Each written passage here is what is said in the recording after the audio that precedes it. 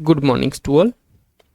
Live IPO की YouTube channel में आप लोगों का स्वागत है। चलिए पर्टिकुलर बात कर लेते हैं निफ्टी 50 के बारे में कि निफ्टी 50 आने वाले वीक में कहाँ पर कामकाज कर सकता है और क्या इसके इंपॉर्टेंस लेवल है। राइट दोस्तों, जिस तरह से मैंने लास्ट वीक में मैंने वीडियो बनाया था जो वीकली का एनालिसिस था, ठीक है, उसमें मैंने क्लियर कट बताया था कि भाई मार्केट यहाँ पर थोड़ा सा ऊपर की साइड जा सकता है।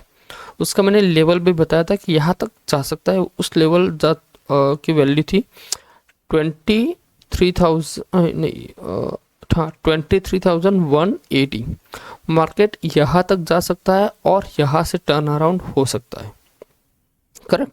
और मैंने ये भी बताया था कि भाई मार्च के फर्स्ट या सेकंड वीक में आपको एक यहाँ पर बड़ी रेड कैंडल आपको देखने को मिल सकती है। क्लियर।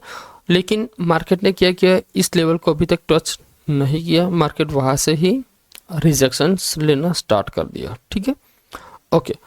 अब एट प्रेजेंट हम अभी की जो कंडीशन है उसके हिसाब से हम देखें तो मार्केट ने क्लोजिंग कहाँ पर किया हुआ है।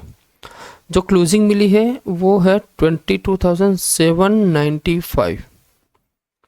करेक्ट। तो मोटा मोटा अगर हम बात करें तो 22,800 जो हमारा एक मेजर सपोर्ट हुआ करता था उसके भी नीचे मार्केट ने क्लोजिंग कर दिया है। राइट। लास्ट के जो मैंने 2 वीडियो बनाए थे उसके अंदर में मैंने क्लियर कट बताया था कि भाई मार्केट में अभी 2 पॉसिबिलिटी है। या तो मार्केट क्या करेगा 23,000 का लेवल को वो ब्रेक कर सकता है ऊपर की साइड, या फिर 22,800 का लेवल डाउन साइड की साइड ब्रेक कर सकता है। ये दोनों पॉसिबिलिटी है और मार्केट ने एक बहुत अच्छा कंसोलिडेशन किया था पर्टिकुलर एक ही रेंज के अंदर, और उस रेंज को फ्राइडे के दिन निफ्टी ने यहाँ पर ब्रेक कर दिया है। ओनली निफ्टी ने ही ब्रेक किया है। अभी बैंक निफ्टी ने उस लेवल को ब्रेक नहीं किया। यहाँ पर अगर हम बैंक निफ्टी का चार्ट देखेंगे ना तो आपको थोड़ा सा समझ में आ जाएगा कि भाई बैंक निफ्टी ने ऑलरेडी अभी उसका लो ब्रेक नहीं किया यहाँ पर। ठीक है, तो हो सकता है बैंक निफ्टी में एक अच्छा सा सपोर्ट आपको मार्केट में भी टिका सकता है फॉर द पर्टिकुलर निफ्टी को। ओके, तो यहाँ पर जिस तरह से हम निफ्टी की बात करते हैं तो निफ्टी में ऑलरेडी क्लोजिंग जो मिली है वो सपोर्ट के नीचे क्लोजिंग मिली है। इसका मतलब ये हुआ कि उनका जो सपोर्ट था निफ्टी का जो 22,800 का, वो ऑलरेडी निफ्टी ने यहाँ पर ब्रेक कर दिया, क्योंकि डेली के टाइम फ्रेम पर यहाँ पर क्लोजिंग ऑलरेडी इसके नीचे मिल चुकी है।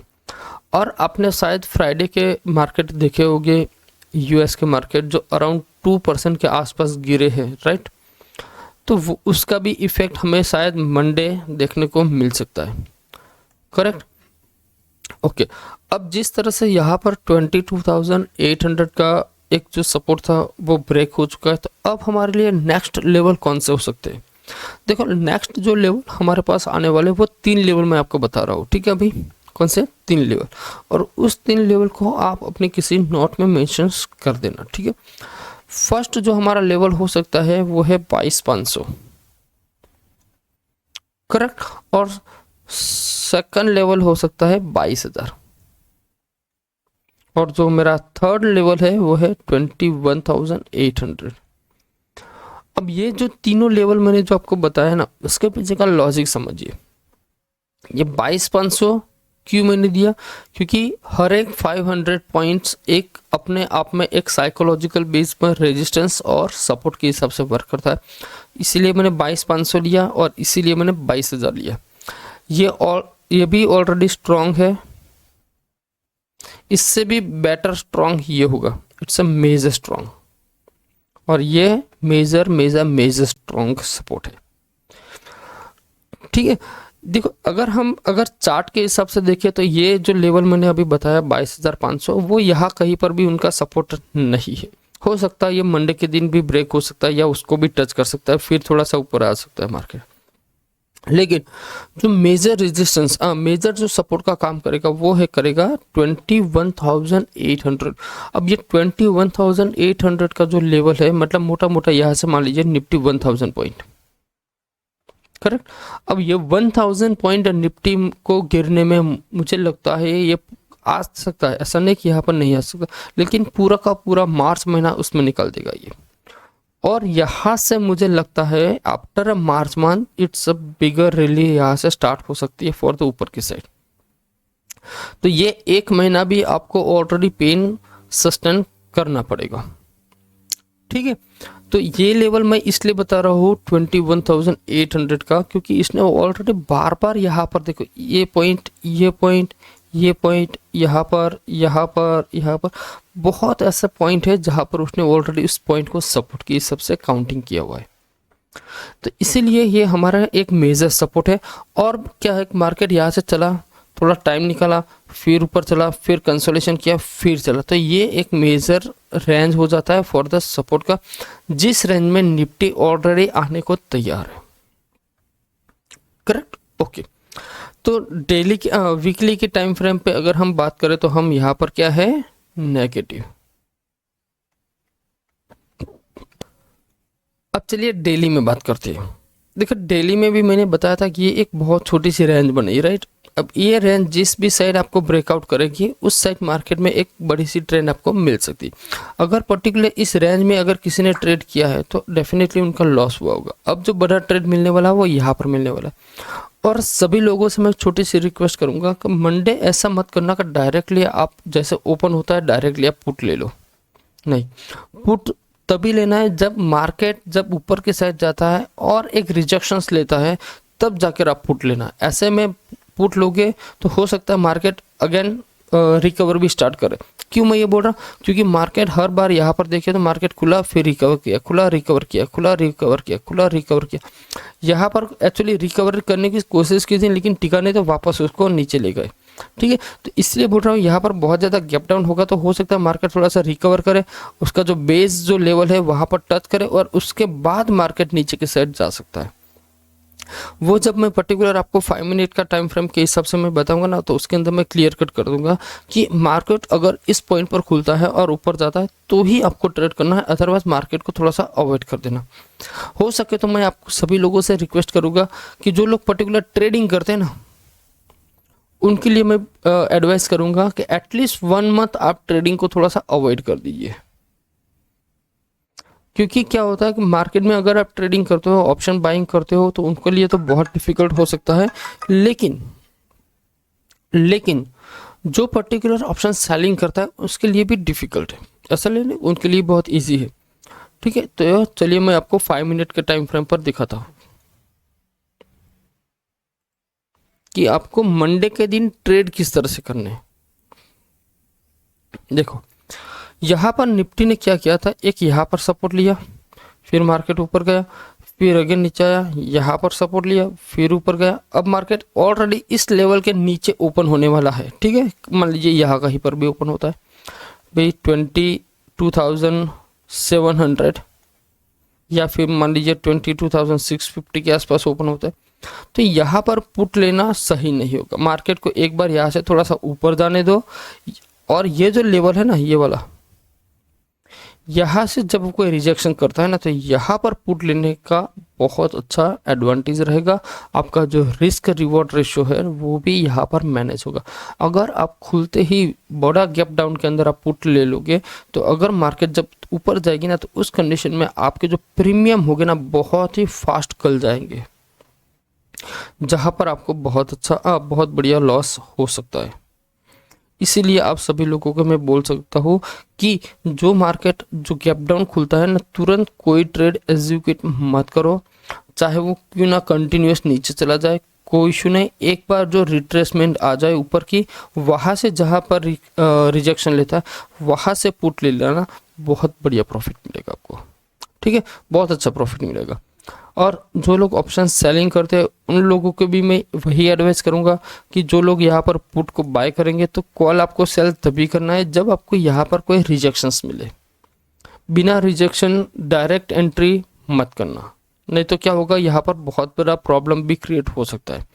जिस तरह से मैंने बताया कि भी मार्केट में आने वाले टाइम पर आपको 21,800 का भी लेवल आने वाले टाइम पर आपको देख सकता है। क्योंकि 22,800 का जो मेजर सपोर्ट था वो ऑलरेडी ब्रेक हो चुका है। तो अब हमारे लिए नेक्स्ट जो मेजर सपोर्ट होगा वो होगा 21,800। क्लियर। और अभी मार्केट में हर एक जगह से, चाहे जियोपॉलिटिकल हो कुछ भी हो, तो सब जगह से हमें एक नेगेटिव ही न्यूज़ आ रही है, ठीक है। जैसे FIS आप देखो तो continuous selling to selling, selling to selling करते हैं, करेक्ट। आप सभी लोगों ने डेटा को अगर ऑब्जर्व किया है या नहीं किया, आई डोंट नो, लेकिन अगर FIS की बात करें तो अगस्त 2024 से लेके फेब्रुआरी अभी तक जो भी पॉइंट हुआ है 2025 का, अगर हम डेटा एनालिसिस करें for the DIS and FIS, तो आप सब लोगों को पता चलेगा एग्जैक्ट हो क्या रहा है। तो DIS ने on an average 3.90 lakh crore rupees का कुछ बाइंग किया, जबकि 10,000 करोड़ के आसपास उन्होंने सेल किया फॉर द पर्टिकुलर FIS ने। तो मोटा मोटा अगर हम देखें तो मार्केट में ऑन एन एवरेज 80,000 का तो ऑलरेडी इनफ्लो आया हुआ है, इन हुआ है, फिर भी मार्केट गिर रहा है।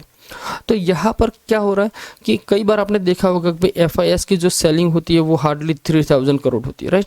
और उसके अगर हम DIS की बात करें तो 3,500 के आसपास करोड़ की बाइंग होती है। तो मोटा मोटा DIS जितना भी ज़्यादा बाई करता है लेकिन मार्केट टिकता ही नहीं है, मार्केट नीचे ही आ जाता है। क्यों? क्योंकि FIS सेल करते हैं।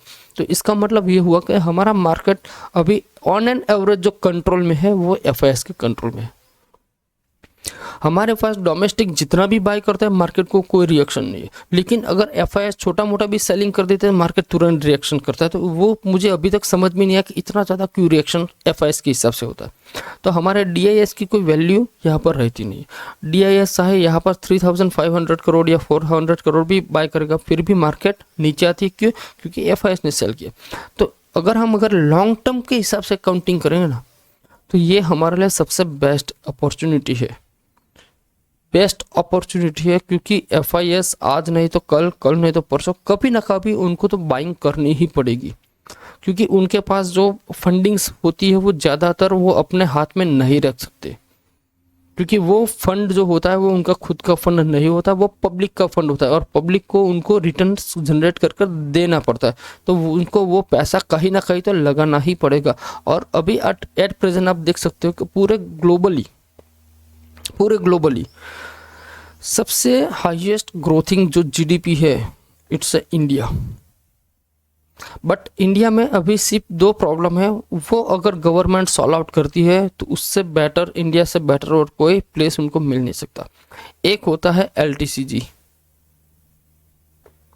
और एक होता है STCG और एक है STT। ये 3 चीज़ अगर गवर्नमेंट यहाँ से रिड्यूस कर देगी ना तो मार्केट आप सोच नहीं पाओगे इतना ज़्यादा फास्ट मूवमेंट कर सकती है। और ये जो टैक्सेस है ना वो ऑन एन एवरेज जो बड़ी बड़ी जो कंट्रीज है उसमें नहीं लगता है, सिर्फ और सिर्फ इंडिया के अंदर ही लगता है। इसीलिए लोग, हो सकता है FIS को अगर मान लीजिए 10% का रिटर्न बनाना है तो इंडिया में ऑन एन एवरेज उनको 12.5% रिटर्न बनाना पड़ेगा, तब जाके उनको 10% रिटर्न मिलेगा। क्योंकि 2.5% तो उनका टैक्सेस में चला जाएगा। और वही चीज़ अगर दूसरी कंट्री में जाएंगे तो उनको 10% उनका बेस प्रॉफिट काउंटिंग होता है।